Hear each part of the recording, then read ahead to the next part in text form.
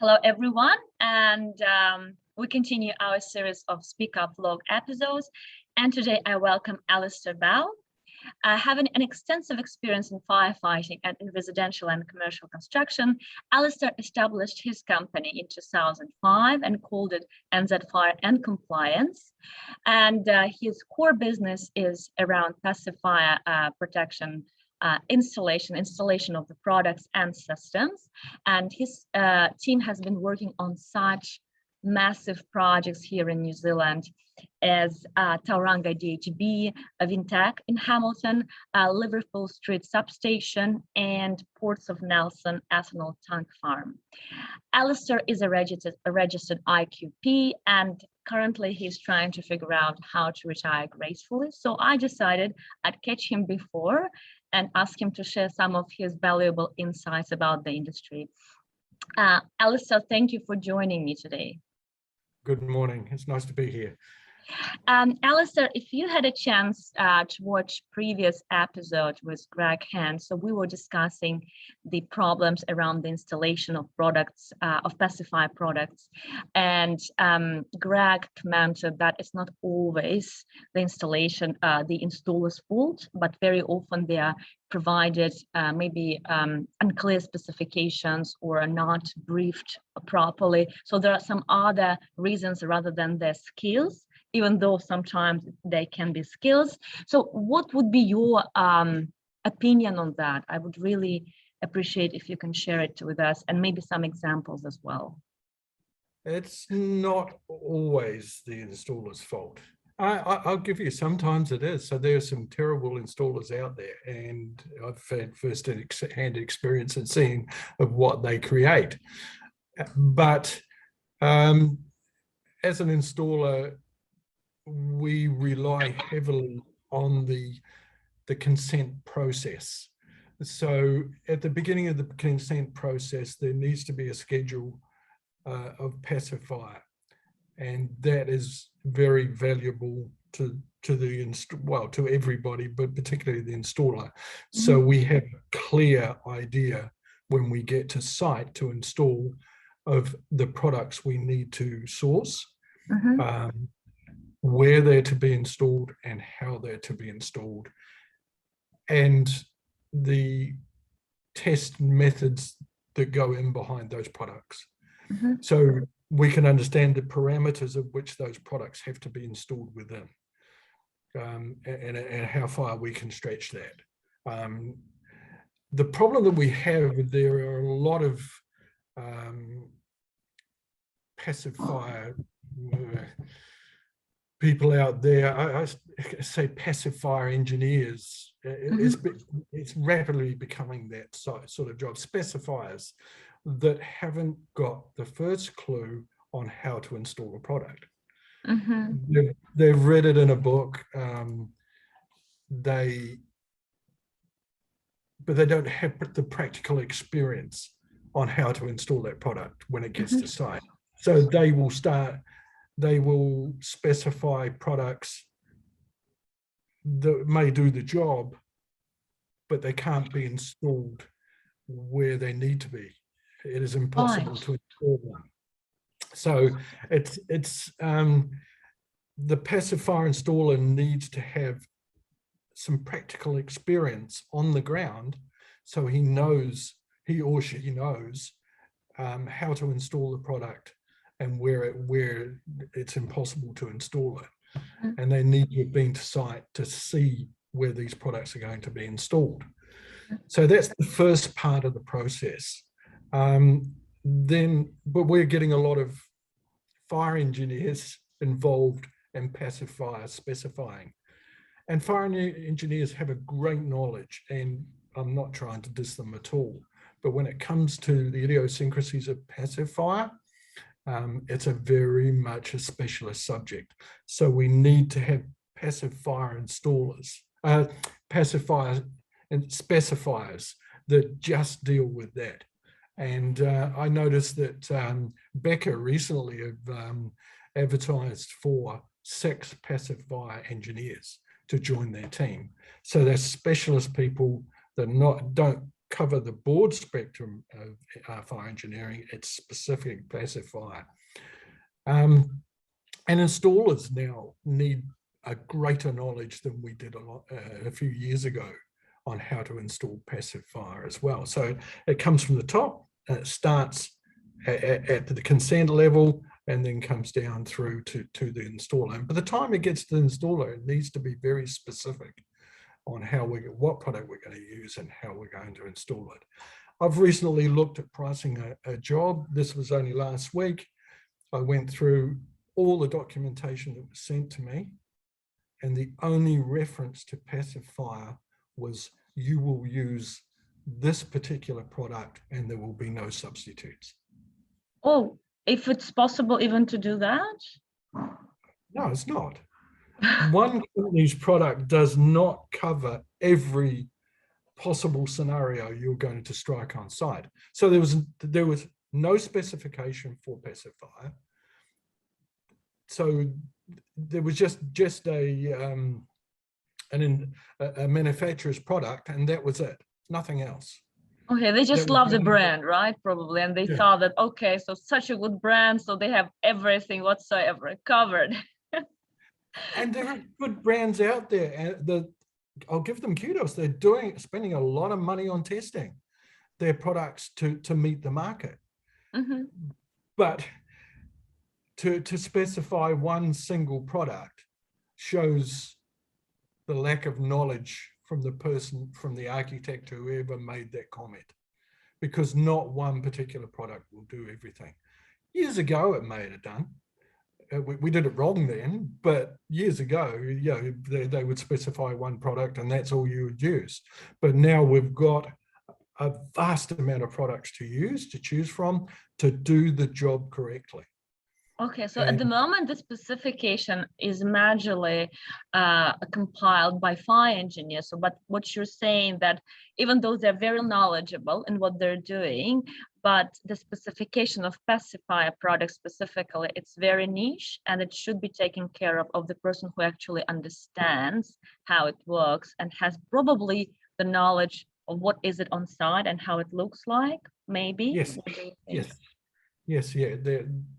The poor installer gets there, and sometimes half or even not more of the passive fire products that have been specified cannot be used for various reasons. Accessibility, there'll be a raft of reasons. The angular gaps are too great. So then we have to go back to the whole process again and put in minor variations through the job to meet the job's requirements. And that's happening on a lot of jobs at the moment, where the products that are specified just won't work or cannot be installed as the specifier has said. Right. The question, if you meet such a situation where there is only one brand, so would you go back as an installer or the person who leads the team of installs, would you go back to fire engineers to discuss it in more detailed way? What's your response to that? My response to that would be, where's your specification? We go back to them and say, okay, where's the specification for passive fire? Mm-hmm. And we would require a schedule to price that job and take it on. Mm-hmm. And the schedule should be created by a competent specifier, because it's been done wrong for so many years. We don't need to keep carrying on down the same road. So we go back, even if we find something that we cannot install, then we start the process of we go back to the architect, the fire engineer, the specifier, and we work with them to find a solution that will actually work. Right. Okay, so imagine you've accepted the job, you got awarded the job, and you need to send the team on site. So if there's any internal procedure for you, how to brief them, how to prepare them for the job, could you please elaborate on that? Before we send that team on site, we will select the guys that we need for that job, that we know that are competent to do that job. We will prepare all the documentation that we have so they have a copy of it. That's down to the fire engineers report, the specifiers reports, what they've specified, where it's to go. So our team will have should have everything that they need to install that product correctly. And it may come down that we issue them the test data. So if they're questioned, or they know how far that they can push that particular product before they're stepping outside the test parameters. So we will supply them with all that. The supervisor on the job will hold all that information, and it's for use of every installer that we have on staff. So if we have a new installer, that person gets teamed up with a person who's got quite a bit of experience, if not a supervisor, for maybe the first year, until they get the fundamentals of how we work. And then in that process, we offer them to do their qualifications, and the minimum qualification we would require of them would be to do pacifier level 3. Right. Which is the installer's qualification. Now, having said that, we do have 2 members on staff that hold pacifier level 4 inspection, building inspection, and we have 1 more that's sitting there now. And we do encourage our staff, and we support our staff to get those qualifications. And I've inspected a few jobs where you walk in and you talk to the installer, and they don't even know what the fire rating of the wall that they're working on or the job is. They haven't got a clue. And I would be absolutely horrified if my team members were asked that question and they didn't know the fundamentals of what they need to know for that job. Yeah. Okay, so you're saying that you do provide the test reports even sometimes, and if the team is able to read everything, if there are any questions, sometimes they ask about the test reports, or it's normally fine. Yeah, they will say, look, we've got a problem here. We don't believe that we can install it correctly here. Can you go back to the test report for us? Or we will go through the test report with them so they can see where we get that knowledge from. It's no point in me just saying this is so because it's in the test report. If they get to read it and be able to understand it themselves, it's a big step. They then can, if I'm not around or a supervisor, they can access that information off Greg's website. Right, good. So, and the last question, you've been here in the market since 2005. So how has the industry progressed and developed in that moment till the current one? And where do you think it needs to go in the future? 2005, pacifier really didn't exist. It did, but it was down to the plumber or the chippy giving his guy the goo gun and saying, if there's a hole up there, go and fill it with this. And it was usually Hilti 606 or something like that. And nobody understood pacifier at all. And it didn't carry any weight whatsoever. And it's progressively got tighter as the years have gone on. So the IQPs didn't understand how to inspect for pacifier. I can remember sitting in IQP meetings in the Fire Protection Association and asking the question, as an IQP, regarding pacifier, what am I to expect and how do I inspect it correctly? And it used to be, if there's any holes in the walls on the exit ways and that type of thing, that's it. But as far as inspecting the entire building goes, no, you wouldn't do that. So, but now it's come a long, long way from those days. But having said that, there are installers out there that are ignorant. They have guys, cheap labor, that they just throw a glue gun in their hand and some collars and saying, go and do this. And there are installers out there that get it wrong.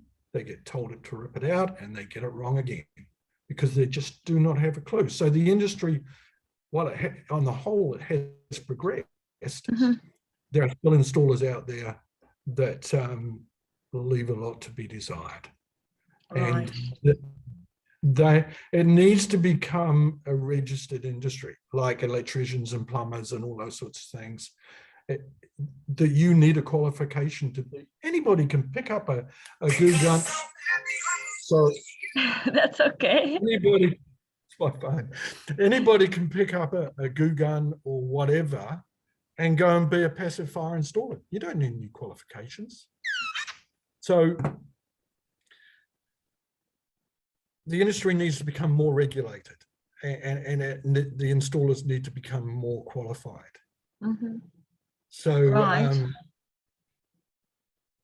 What about now? What about now? So how does it look? How does it look now? What about the installers? If it's better?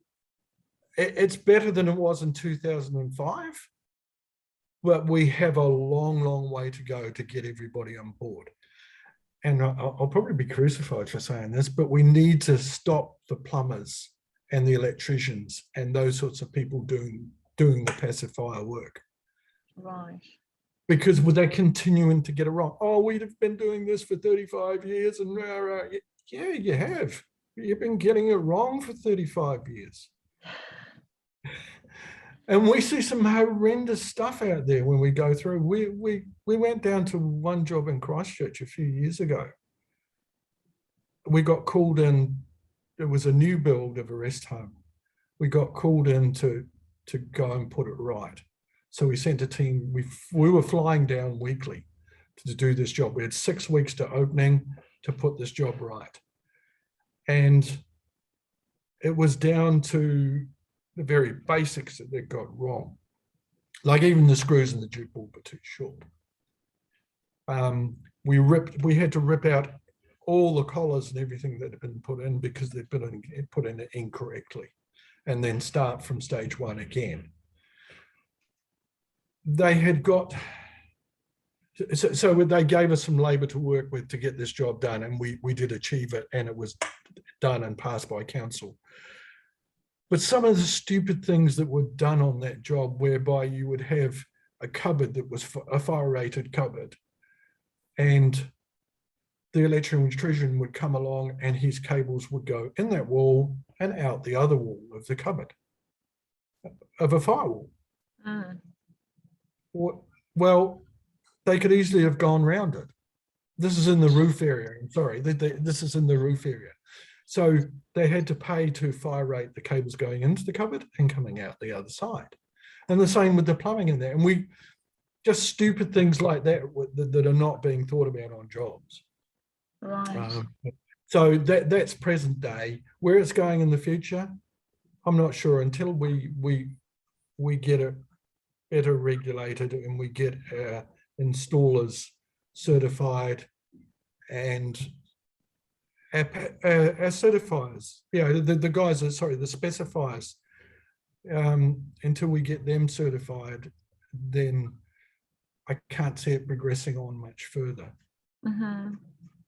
So the education is the key thing here, right? So all of the installers specifying so should be educated and trained properly before they're allowed to do the job. And maybe the tradies like electricians and plumbers should stay away from the pacifier because they don't have qualifications to do that, even though they think they do. Yes, exactly. I'll be also crucified probably, but I'm just repeating whatever you said, just trying to summarize. But it does make sense. Absolutely, you do what you know how to do. Yes, and it needs. If we start getting the qualifications in place, and we have a minimum level that you need to hold before you can be a passive fire installer, then the industry will start to move on from there. But at the moment it is. But at the moment, still not in a good place. I mean, Auckland is a far better place because they've realised, only because they've been sued so many times, the council, they've realised that we've got to get it right. But other parts, and continuity with inspection, we've got to have that as well, where we can't have one inspector that will put you up for 2 millimeters on a washer, where another inspector, you can slide anything past them. Yeah, there has to be some continuity in how they're inspecting the jobs and that. Yeah, the consistency and repeatability of the comments they make in regard to the installation, right? Yes. Exactly. So you are about to retire, and there are so many people out there, young installers and people who lead the companies, who probably would want to hear your message, your kind of message to those who will stay and continue to develop the industry. So what would be your message? If you say like 3-4 sentences, what would you say to them? If you have the opportunity to get into the industry, and if your employer does not give you the opportunity to educate yourself in pacifier, find another one who will, because education is the key to the whole industry moving on. And until we get everybody educated to minimum level, then it's not going to move anywhere. And don't take shortcuts. If you're asked to take a shortcut, don't take a shortcut. Do it correctly every time. Right. Yeah. So education and no shortcuts. And you need to expect that your employer should support you in that. Otherwise, look for another one. Look for another one who can support you. Yeah. Perfect. Thank you, Alistair. It was a great interview. Thanks a lot.